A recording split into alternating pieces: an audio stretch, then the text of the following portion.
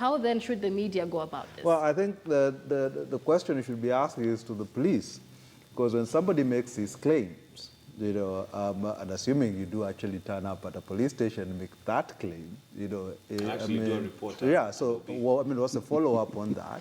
You know, and if in case it is found out to be a false report, it is a crime, you know, to make a false report to the police, you know, and then what happens? So there has to be a consequence, you know, to this. So we stop this thing of he just said and we forget about it, you know.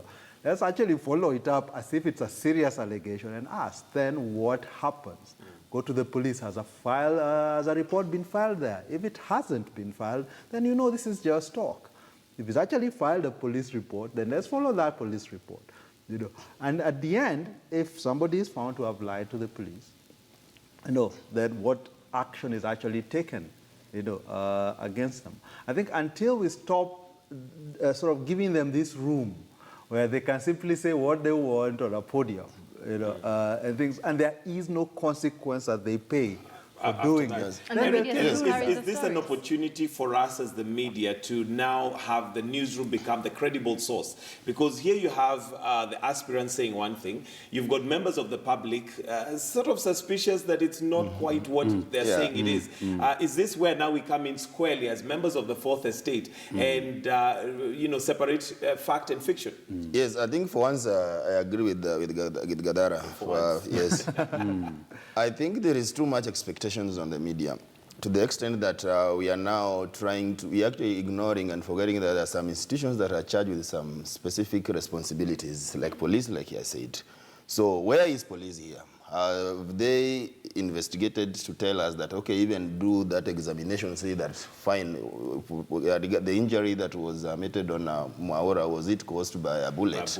Then let them tell us. But in this is a situation whereby we are now relying on the media for the information. We are forgetting that the police actually was supposed to be helping us. Like the issues of the stage-managed kidnapping and abduction. What have police said about this? I saw one of them was saying that, I think Chege saying that they are allowing police to go on with investigations and tell us. So police should also be coming in and tell us that, okay, we've been investigating these cases and this is what we found out. It was either stage-managed kidnap or actually these people was abduction. Yeah, abduction. Then number two, look at the case of Maura. Was it a bullet or it was not a bullet? Was it stage managed or not? Then that's how the media come in. Because if you're looking at even the capacity of reporters, I don't know if they are a ballistic expert. They'll try to... they don't have to, but it's actually asking those questions. Yeah, so that's what I'm saying. That's now how we are supposed now to be interrogating these issues from police to help us to actually to unravel some of these things and tell the public exactly what happened. Absolutely. Mike, I remember you asked whether these are cases in isolation for Kiambu. And whether Kiambu is actually, you know, the bedrock of such kind of incidences, and whether it's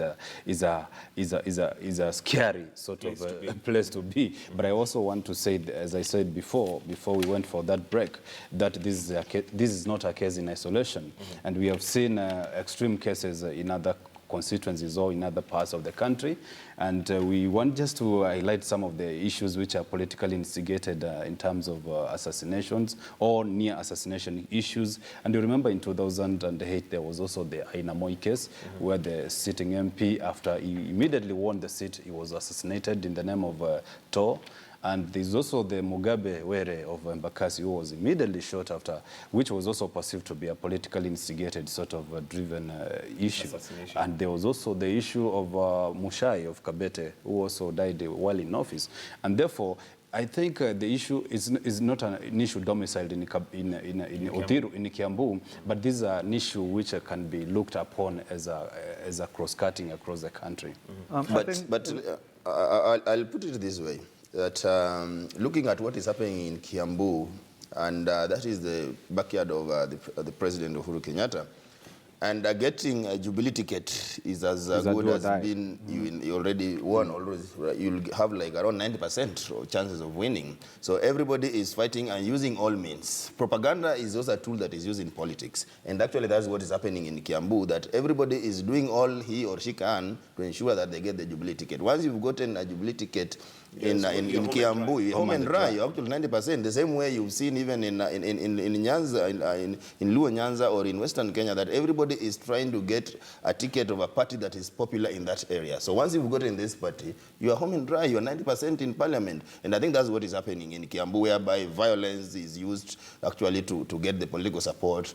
Propaganda is being used to get political support. So in short, what we're saying is that in regards to that now, what we should be doing as a media is coming in and looking for the experts to give us the truth of what happened in the investigations. Because with abduction, there should be traces maybe within the blood samples of right, but it's about following up on this and ensuring that the institutions that are tasked with doing these jobs are actually doing their work. You know. And the second thing is the media should not be afraid to call out the politicians when they are seen to be lying. You know, to actually call them liars when they do lie. You know, you can take the example, and that's what the U.S. media has learned with Trump, is that for a long time they were simply treating him as another politician who says something and they quickly fact check it, but they say, well, there is iffy or not. They now learned you actually got to tell him what he is. When he is lying, you actually got to tell him that he's lying. You got to call him out as a liar. Our politicians constantly do it. You know, it starts from the very top, from your president when he goes to a State of the Nation address and gives figures that he knows to be wrong, you know, about policing, how many policemen we have, etc. You know, you've got to come back to it, Mr. President, you're lying. You know, and we've got to tell the people so that they can start distinguishing. Who's going to build the cat? So we are not caught up in this he said, she said bit where the truth doesn't matter. You know, we've really got to insist that there is a bedrock, there is a reality. That is right. Yeah, you know, and that's what we focus on and ensure that the candidates essentially kowtow to the reality that is and not simply invent their own. And if you take what's happening now, and you extrapolate it to the election in August, you know, the violence and the tendencies we are seeing today are simply going to be more enhanced when you get to the election, and they're not going to be fighting over gubernatorial positions, they're going to be fighting over the presidency. You know? And that is where we should all be